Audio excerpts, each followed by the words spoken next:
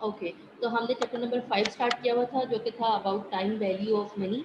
Time value of money के बारे में हमने जो बेसिक इंट्रोडक्शन था वो हमने लास्ट क्लास में कर लिया था कि टाइम वैल्यू ऑफ मनी होता क्या है, इसको समझना क्यों ज़रूरी है, मैनेजर्स के लिए ये कॉन्सेप्ट क्यों इम्पोर्टेंट है, इन्वेस्टमेंट डिसीजंस लेने से पहले इसकी उसको कंसीडर करना कितना ज़्यादा इम्पोर्टेंट है। ये सारी बातें हम लोग लास्ट क्लास में जो हैं वो कर चुके हुए हैं।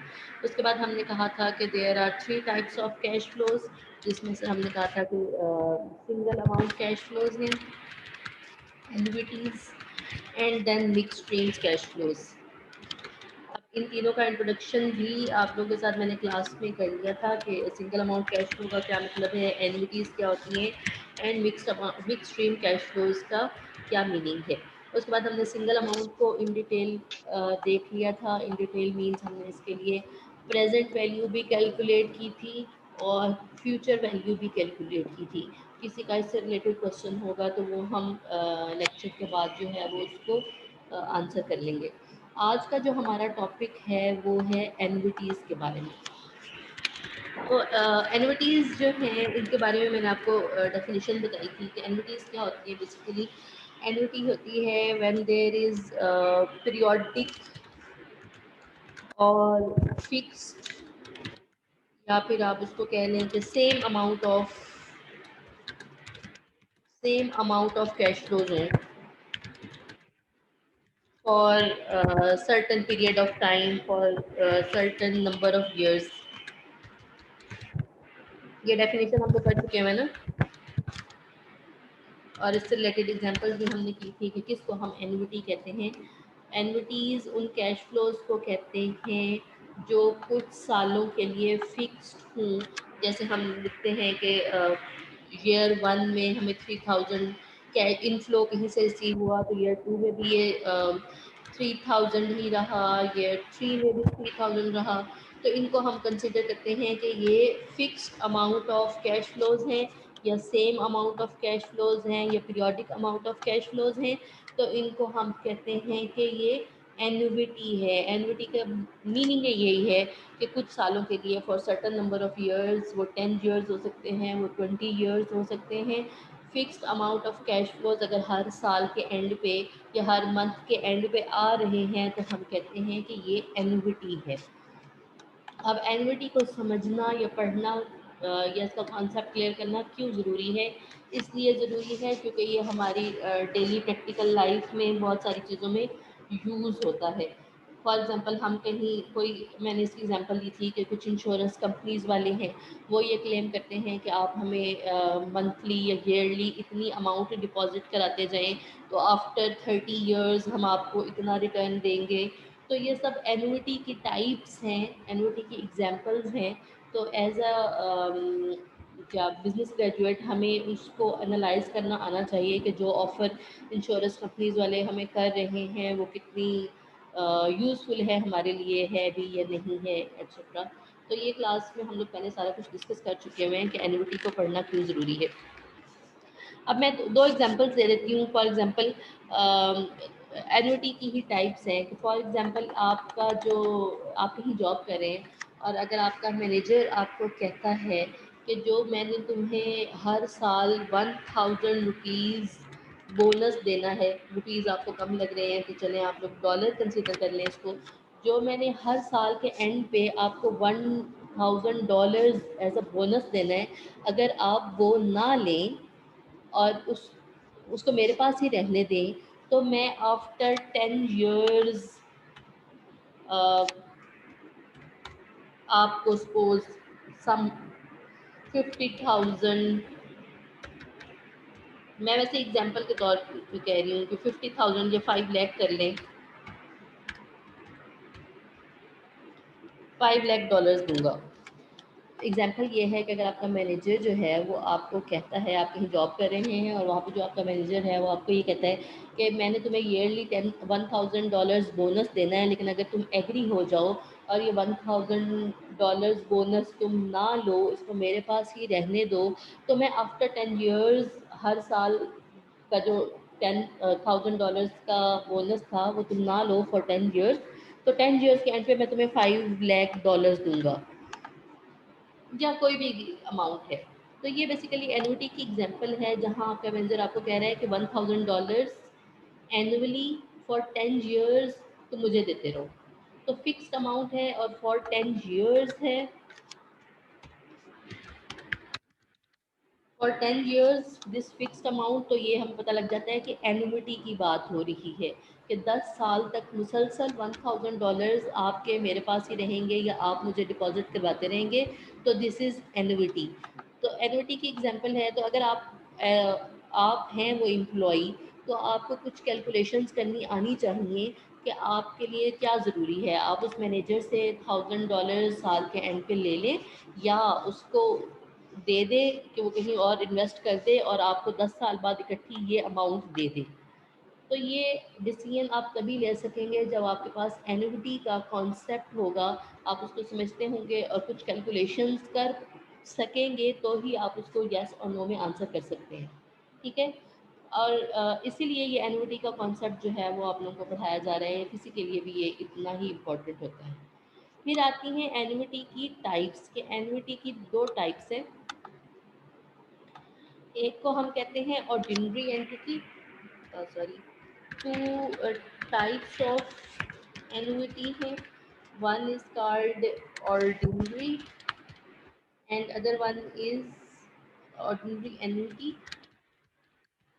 And second is annuity due. These are two types of annuities। और एनुइटी क्या होती है ये हम पहले डिस्कस कर चुके हैं। एनुइटी वो होती है जब हमें हर साल fixed amount of cash flow आ रहा होता है, या हम कहीं कैश इन्वेस्ट कर रहे होते हैं लेकिन उसका फिक्स्ड अमाउंट हर साल होना ज़रूरी है, तो हम कहते हैं ये एनुइटी है। अब आगे हम कह रहे हैं कि एनुइटी की टू टाइप्स हैं, या तो ऑर्डिनरी एनुइटी होती है या एनुइटी ड्यू होती है। ऑर्डिनरी एनुइटी होता है जब हम जो कैश फ्लो जिसकी हम बात कर रहे हैं, fixed amount of cash flows, उसको रिसीव करते हैं at the end of the year. When cash flow is receive at the end of year, तो हम कहते हैं कि ये ऑर्डिनरी एनुइटी है। और जब ये कैश फ्लो ईयर एंड की बजाय ईयर के स्टार्ट में रिसीव हो, तो हम कहते हैं ये एनुइटी ड्यू है। When cash flow is received at the start of the year, at the start of the year, तो हम कहते हैं कि ये एनुइटी ड्यू है।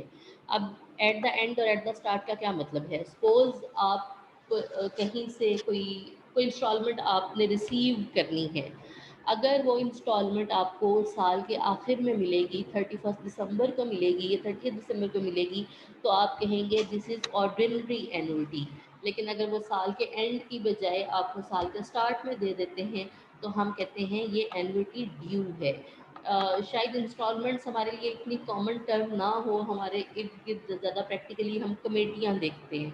तो आप इसको यूँ कह सकते हैं कि अच्छा, कमेटी भी एक बड़ी अच्छी एनुइटी की एग्जांपल हो सकती है ना। ऑल्दो उसमें इंटरेस्ट इन्वॉल्व नहीं है, लेकिन हम एनुइटी का कॉन्सेप्ट समझने के लिए कमेटी की एग्जांपल ले सकते हैं।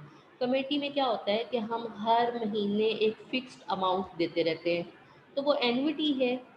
अब अगर हम वो कमेटी महीने के एंड पे देते हैं, पूरा महीना गुजर गया, महीने के एंड पे कमेटी दी है, तो वो ऑर्डिनरी एनुइटी है। लेकिन कुछ कमेटी वाले होते हैं जो महीने के शुरू में कमेटी लेते हैं, तो वो एनुइटी ड्यू है। सिंपल सी आप उसको अपने माइंड में रख सकते हैं एग्जाम्पल को समझने के लिए, कि अगर कैश फ्लो जो है वो ईयर के एंड पे होगा, तो हम कहेंगे ये ऑर्डिनरी एनुइटी है। और अगर जो भी कैश फ्लो है वो ईयर के स्टार्ट में रिसीव हो रहा है या आप पे कर रहे हैं, तो वो एनुइटी ड्यू की एग्जांपल है।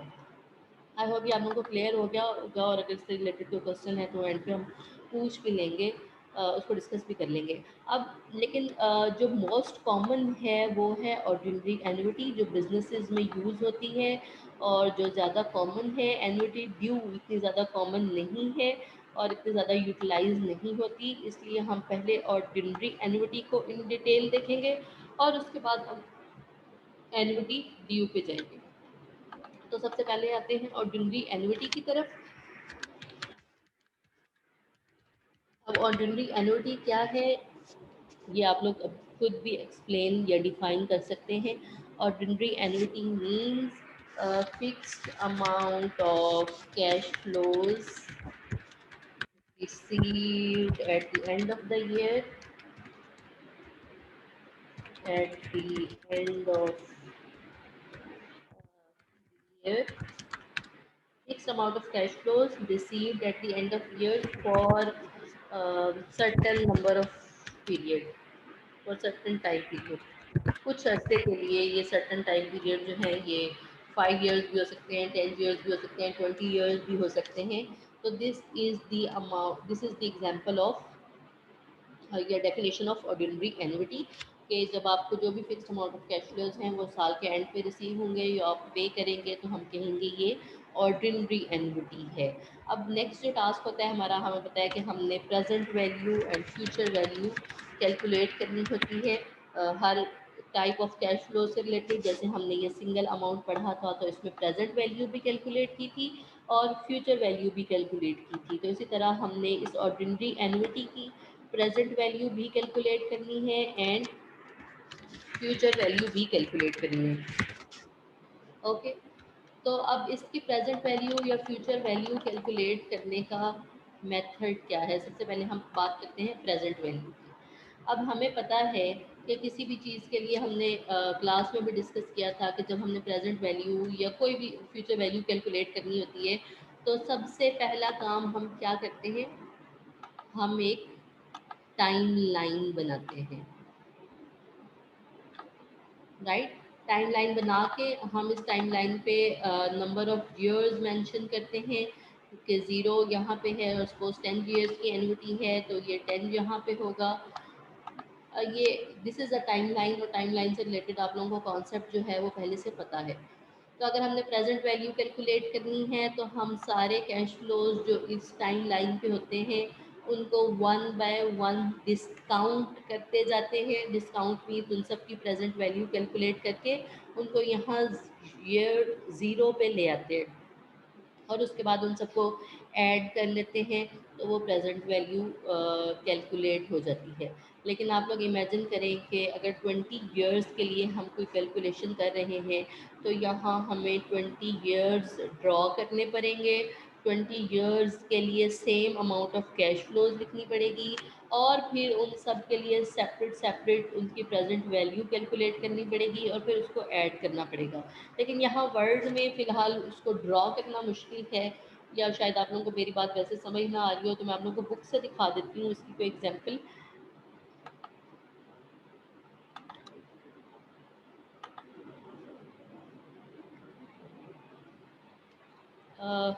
ये बुक आप लोगों के पास ओपन होगी बुक आई होप सारे लोगों को शो हो रही होगी।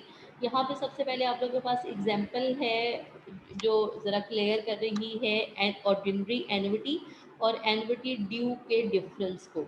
हमने ये कहा था कि ऑर्डिनरी एन्युटी वो होती है जहाँ कैश फ्लोज साल के एंड में रिसीव होते हैं।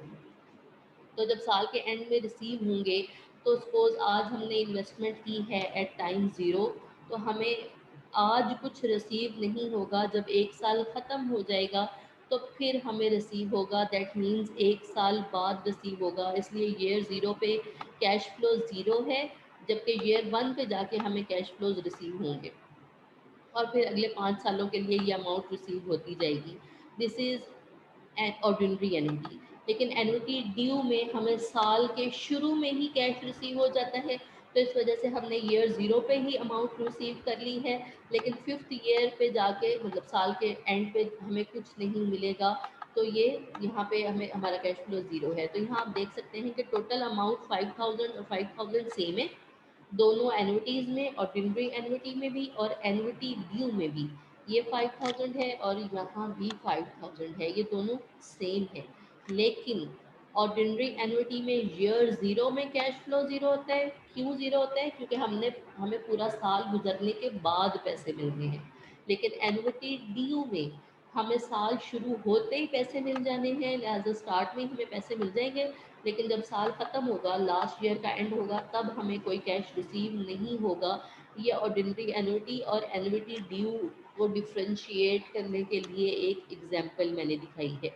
लेकिन हम करने ये लगे थे कि हम इस एन्युटी, ऑर्डिनरी एन्युटी का की प्रेजेंट वैल्यू कैलकुलेट करने लगे थे। तो उसके लिए मैंने कहा था कि अगर आप टाइम लाइन बनाएंगे चले यहाँ पे प्रेजेंट वैल्यू उसने कैलकुलेट नहीं की, पहले वो फ्यूचर वैल्यू कैलकुलेट करने का फॉर्मूला लगा दिया है।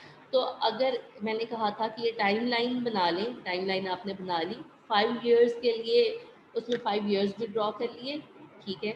हर साल का कैश फ्लो भी उसमें मेंशन कर लिया, 1000 1000 1000। अब एक मेथड तो ये है कि आप हर साल की फ्यूचर वैल्यू अलहदा से कैलकुलेट करें, ईयर 1 की कैलकुलेट करें, ईयर 2 की करें, ईयर 3 की करें, ईयर 4 की करें, ईयर 5 की करें। फ्यूचर वैल्यू हम कैलकुलेट कर रहे हैं तो ईयर 5 के एंड पे जो हमें 1000 मिलेगा, उसकी कोई फ्यूचर, उसकी फ्यूचर वैल्यू वही 1000 ही होगी। उसको हम कंपाउंड नहीं करेंगे। कंपाउंडिंग का कॉन्सेप्ट भी मैं आप लोगों को बता चुकी हुई हूँ। दैट मीन्स उस पर कोई इंटरेस्ट नहीं लगेगा, क्योंकि हमने 5th ईयर के एंड पे ही फ्यूचर वैल्यू कैलकुलेट कर रहे हैं, तो उसको, उसकी वैल्यू वही रहेगी जो हमें उस टाइम पे मिलेगी। बाकी ईयर 4 की हम फ्यूचर वैल्यू कैलकुलेट करेंगे, ईयर 3 के लिए करेंगे, ईयर 2 के लिए करेंगे, ईयर 1 के लिए करेंगे। तो एक मेथड तो ये है, लेकिन ये सॉर्ट ऑफ ज़्यादा एग्जॉस्टिंग है या ज़्यादा मुश्किल है, तो इसका एक शॉर्टकट जो है वो फार्मूला की शेप में है। वो फार्मूला जो है मैं आपको दिखा देती हूँ। ये इसका फॉर्मूला है ऑर्डिनरी एन्युटी का। इसको मैं कॉपी करके ले जाती हूँ, पता नहीं उधर शायद वर्ड में इतना इजीली नहीं लिखा जाएगा, लेकिन आप ये समझ लें कि ये उसका फॉर्मूला है कि अगर आपने फ्यूचर वैल्यू कैलकुलेट करनी है ऑफ एन ऑर्डिनरी एन्युटी, तो जब भी आपके सामने न्यूमेरिकल जो क्वेश्चन आता है, तो सबसे पहला काम तो ये होता है कि आपने आइडेंटिफाई करना है कि ये ऑर्डिनरी एन्युटी है या एन्युटी ड्यू है। और वो कैसे आइडेंटिफाई होगा, आप स्टेटमेंट को गौर से पढ़ेंगे कि कैश फ्लो हमें ईयर के एंड पे मिल रहे हैं या फिर ईयर के स्टार्ट में मिल रहे हैं। अगर ईयर के एंड पे मिल रहे हैं तो आपको पता लग जाएगा कि ये एन्युटी ऑर्डिनरी एन्युटी है और इसकी फ्यूचर वैल्यू कैलकुलेट करनी है, तो उसमें ये वाला फॉर्मूला लगाना है। अब इस फार्मूला में ये कैश फ्लोज हैं, C F means cash flows, वो कैश फ्लोज जो आपको फिक्स्ड हैं, जो सेम है हर साल। इस वजह से हमने कैश फ्लो 1 कैश फ्लो 2 नहीं किया, बल्कि सिर्फ एक ही दफ़ा कैश फ्लो लिख दिया है। उसको मल्टीप्लाई करना है, ये 1 प्लस आर और मल्टी उसकी रेज़ टू पावर एन, ये वही है जो फ्यूचर वैल्यू के फॉर्मूले में ऑलरेडी आता है। फ्यूचर वैल्यू का अगर हम सिंगल अमाउंट का फॉर्मूला देखें तो वो क्या था, future value is equal to present value into 1 plus R. तो ये प्रेजेंट वैल्यू को हमने रिप्लेस कर दिया है कैश फ्लो के साथ, और ये 1 plus R raise power N वही है, बस इसमें थोड़ा सा फॉर्मूले में ऐड कर दिया है कि इसमें से ये दो चीज़ें और इसमें ऐड कर दी हैं। तो इस फॉर्मूले को आप याद कर लें तो आपको ज़्यादा इजीली आप लोग कैलकुलेट कर सकते हैं। तो इस फॉर्मूला को माइंड में रखें, और यहाँ नीचे एक एग्जांपल आपके पास है। अब आप ये सेंटेंस पढ़ें कि Farhan Ibrahim wishes to determine how much money she will have at the end of 5 years if she chooses annuity 1। annuity ordinary annuity है, पिछले पेज से ये एग्जांपल आगे मूव कर रही है जो मैंने आपको अभी दिखाया था। The ordinary annuity, she will deposit 1000 annually, वो हर साल 1000 डिपॉजिट कराएगी at the end of each year. तो ये एट द एंड से हमें पता लगा कि ये ऑर्डिनरी एन्युटी है। Of next 5 years into saving account paying 7000 annual interest rate, तो आपको इंटरेस्ट रेट भी दे दिया है। तो आप इसकी कैलकुलेट करें ज़रा फ्यूचर वैल्यू, आप लोग खुद से भी कैलकुलेट करें, उसके बाद मैं भी करवा दूंगी। ये कैश फ्लोज आपके पास 1000 है, ये यहाँ पे गिवन है, इंटरेस्ट रेट भी गिवन है, एन का हमें पता है कि नंबर ऑफ ईयर्स या नंबर ऑफ पीरियड्स जिसके लिए हम बात कर रहे हैं तो वो 5 है। बाकी आपने फॉर्मूला में सिर्फ वैल्यू पुट करनी है और आप इसका आंसर जो है वो कैलकुलेट कर सकते हैं। तो करें ज़रा। ओके, तो आप लोग को मैं फ़िलहाल यहाँ पे ये सॉल्व हुआ हुआ दिखा देती हूँ कि ये है कैश फ्लोज हमारे पास 1000 थे इंटू 1 + 7% इंटरेस्ट रेट था, तो वो 0.07, और रेज़्ड पावर 5 फॉर 5 इयर्स हम बात कर रहे थे, और -1 डिवाइडेड बाय इंटरेस्ट रेट था, तो ये आ गया है 5750। This is the future value of an ordinary annuity, जिसको हमने कैलकुलेट किया है बाय यूजिंग दी फार्मूला। लेकिन अगर आप फार्मूला नहीं लगाते, आप टाइम वैल्यू के थ्रू कैलकुलेट करना चाहते हैं या इस टाइम लाइन के थ्रू कैलकुलेट करना चाहते हैं, अगर आप टाइम लाइन के थ्रू कैलकुलेट करना चाहेंगे तो आप टाइम लाइन के थ्रू भी कैलकुलेट कर सकते हैं, लेकिन उसमें सिर्फ ये होगा कि आपको हर साल के लिए अलग-अलग फ्यूचर वैल्यू कैलकुलेट करनी पड़ेगी, जैसे कि यहाँ पे कैलकुलेट हुई है। तो यहाँ इस कन्फ्यूजन से बचने के लिए ज़रूरी है कि आप लोग एक ही सिंगल फार्मूला यूज़ कर लें, जो कि फ्यूचर वैल्यू का मैंने आपको बता दिया है। अदरवाइज़ आप लोग चाहें तो इस तरीके से भी कैलकुलेट कर सकते हैं। तो आई होप कि प्रेजेंट फ्यूचर वैल्यू का कॉन्सेप्ट आपको समझ आ गया होगा। हमने बात स्टार्ट की थी टाइप्स ऑफ कैश फ्लोज से। टाइप्स ऑफ कैश फ्लोज में हमने सिंगल अमाउंट की बात ऑलरेडी कर ली थी। आज हमने एनुइटी की बात स्टार्ट की। एनुइटी को डिफाइन किया कि there are 2 types of annuities, ordinary annuity and annuity due. Ordinary annuity को हमने कहा कि अगर कैश फ्लोज जो हैं वो आपको पीरियड या ईयर के एंड पे रिसीव होंगे, या सपोज आपने पे करने हैं तो ईयर के एंड पे करेंगे, तो हम कहेंगे ये ऑर्डिनरी एनुइटी है। फिर उसकी फ्यूचर वैल्यू और प्रेजेंट वैल्यू कैलकुलेट करनी है, तो पहले हमने फ्यूचर वैल्यू कैलकुलेट की। फ्यूचर वैल्यू कैलकुलेट करने के 2 मेथड्स हैं, या तो आप टाइम लाइन के थ्रू कैलकुलेट कर लें, लेकिन ये ज़्यादा मुश्किल या सॉर्ट ऑफ कॉम्प्लिकेटेड है। इससे बेटर है कि आप फार्मूला यूज़ कर लें। फार्मूला मैंने आपको ये दिखा दिया है, और इसमें आप वैल्यूज़ पुट करेंगे तो इसका आंसर आई होप कि आ जाएगा। अगर नहीं आएगा तो आप लोग मुझे बता दें, मैं इसको एक्सेल में करके और आप लोग के लिए सॉल्यूशन भेज दूँगी। फिर आ जाते हैं प्रेजेंट वैल्यू की तरफ। ये आई होप क्लियर हो गया होगा। हम प्रेजेंट वैल्यू स्टार्ट करें। ओके, तो आते हैं प्रेजेंट वैल्यू की तरफ। अब प्रेजेंट वैल्यू निकालने के लिए भी अगेन आपको पता है कि 2 फार्मूलाज होंगे, कि या तो आप टाइम लाइन के थ्रू कर लें, और या फिर उसका भी कोई फार्मूला होगा, जैसे कि हमने फ्यूचर वैल्यू कैलकुलेट करने का फार्मूला देखा है।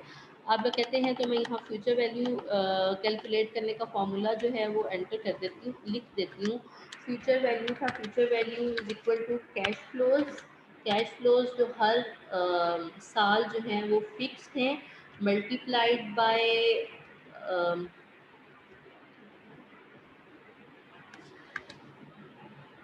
1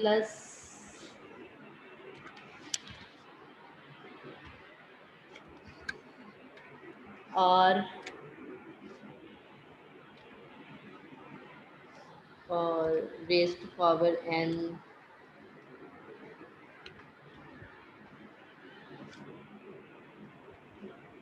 और दो की वर्ड में लिखना मुश्किल है। -1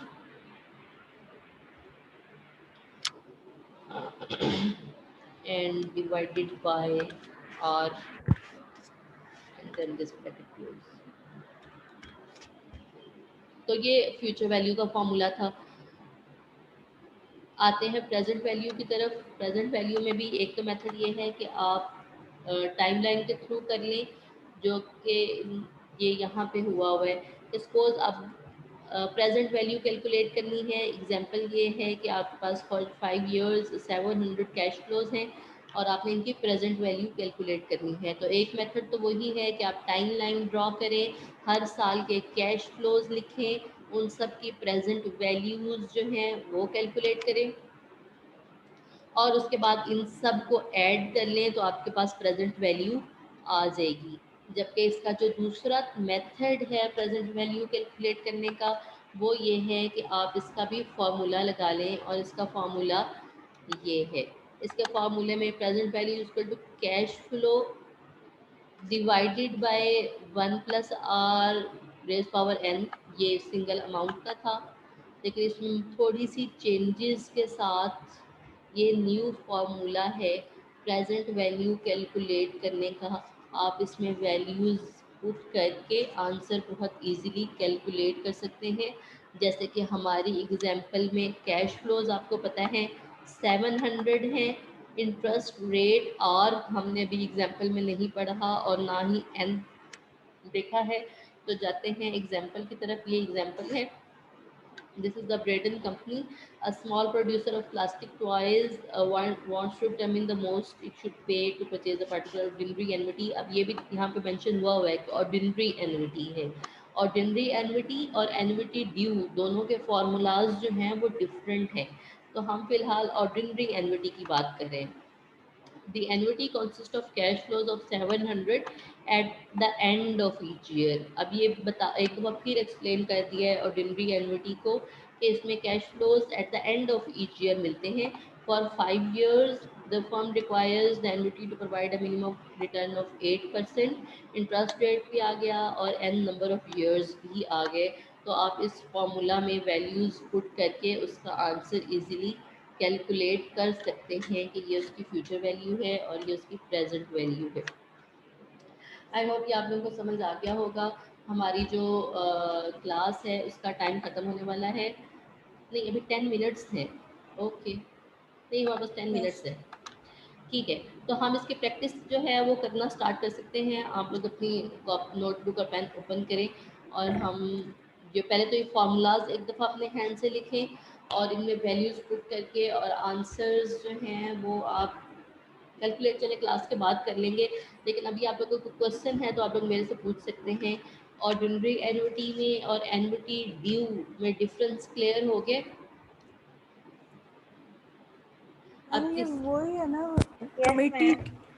जी, मैंने एग्जाम्पल में पहले बताया है कि इसको समझने के लिए आप कमेटी की एग्जाम्पल ले सकते हैं। अगर तो आप कमेटी मंथ के एंड पे पे कर रहे हैं तो वो ऑर्डिनरी एन्युटी है, और अगर आप कमेटी जो है वो मंथ के स्टार्ट में दे देते हैं तो वो एन्युटी ड्यू है। फिर अगली बात इनकी प्रेजेंट वैल्यू और फ्यूचर वैल्यू कैलकुलेट करने की आ जाती है। उसके 2 मेथड्स हैं, आप लोग चाहें तो टाइमलाइन ड्रॉ करके उसके थ्रू भी कर सकते हैं, और दूसरा मेथड जो है वो उसका फार्मूला के थ्रू कैलकुलेशंस है। तो आप जिस मर्जी तरीके से कर लें, फार्मूलाज दोनों के मैंने आप लोगों को बता दिए हैं। नेक्स्ट जो हमारा मैम टारगेट था वो ये हमने, ज्यादा होते हैं इसलिए फार्मूला हाँ यूज एग्जैक्टली, करते हैं। फार्मूला इसलिए यूज करते हैं क्योंकि एन्युटीज़ मोस्टली बहुत लंबी लंबी चलती हैं, 20 years 30 years के लिए भी होती हैं, और चूँकि same amount of cash flow है इसलिए लॉजिकल भी नहीं लगता कि हम हर अमाउंट के लिए सेपरेट से सारी कैलकुलेशंस करें। आप जो लोग ये 2 फार्मूलाज लगा के, प्रेजेंट वैल्यू का भी फार्मूला है, फ्यूचर वैल्यू का भी फार्मूला है, वो लगा के कैलकुलेशंस जो हैं वो कर सकते हैं।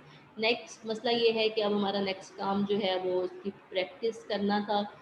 तो अब मुझे नहीं पता कि मैं आप लोगों को दूंगी तो आप लोगों को प्रैक्टिस करना आएगा या नहीं आएगा।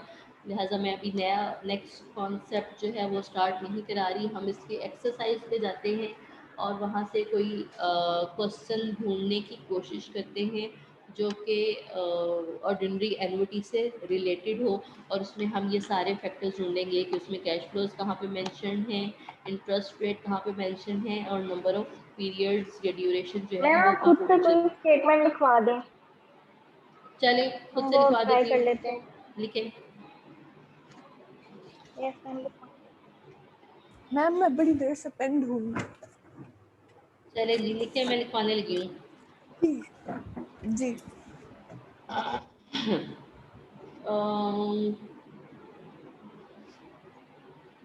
हाउ मच वुड यू पे today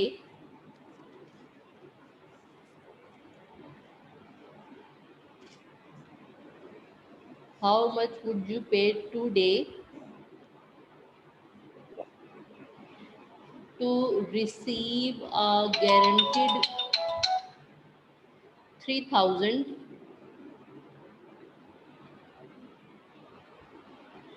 3000 at the end of each of next 20 years?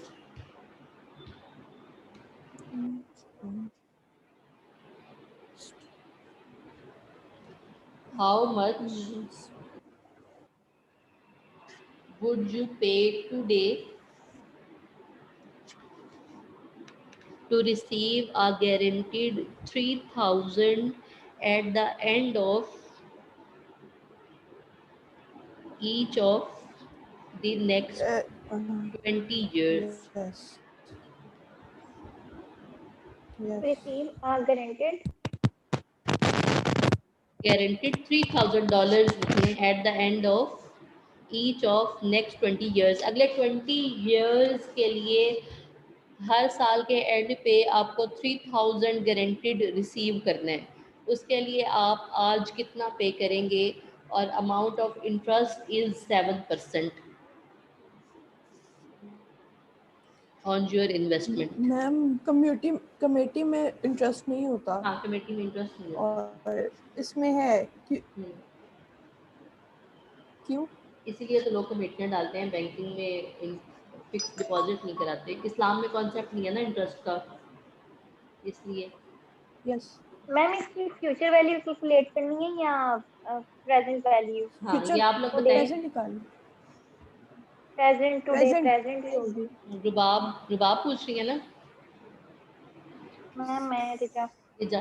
हाँ जी रिजा, कैसे पता लगा कि अब प्रेजेंट निकालनी है कि फ्यूचर निकालनी है?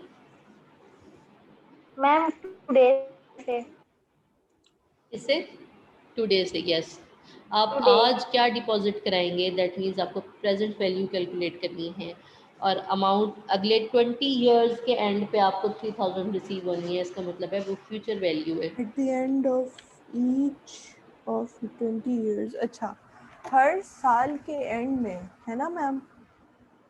For 20 years. हाँ, अगले 20 साल के एंड में हम क्या पे करेंगे कि हमें हम हाँ अच्छा ठीक है 3,000 मिलेगा डॉलर्स हम ओके कैलकुलेटर और 7% इंटरेस्ट. यस.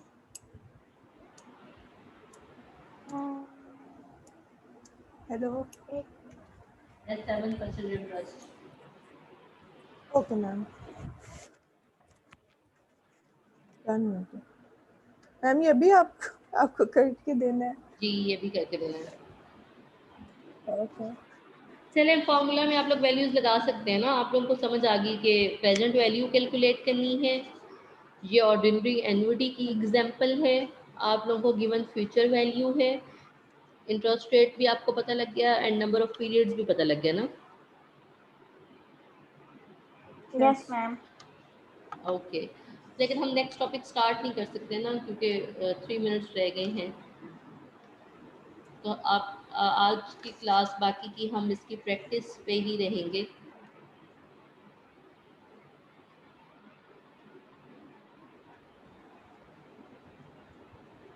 मैम हम मीटिंग फिर से स्टार्ट करनी है? जी, मैं मीटिंग फिर से स्टार्ट करूँगी. अभी टाइम है. ओके. आप लोग इस क्वेश्चन को कंप्लीट कर सकते हैं.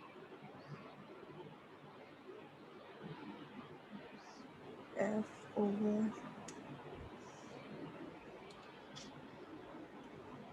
R.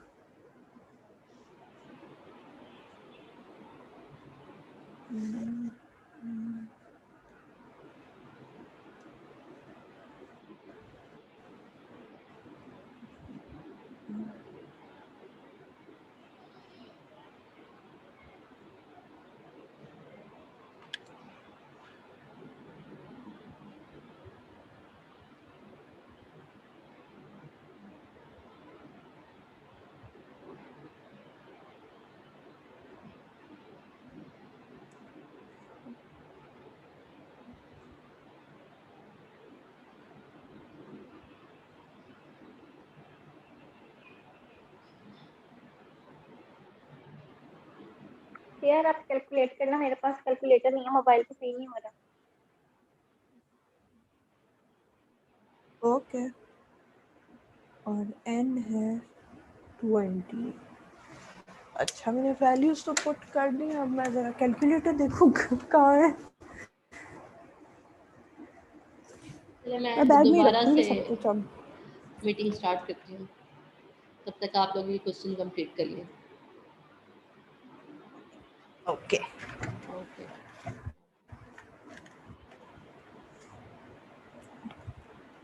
E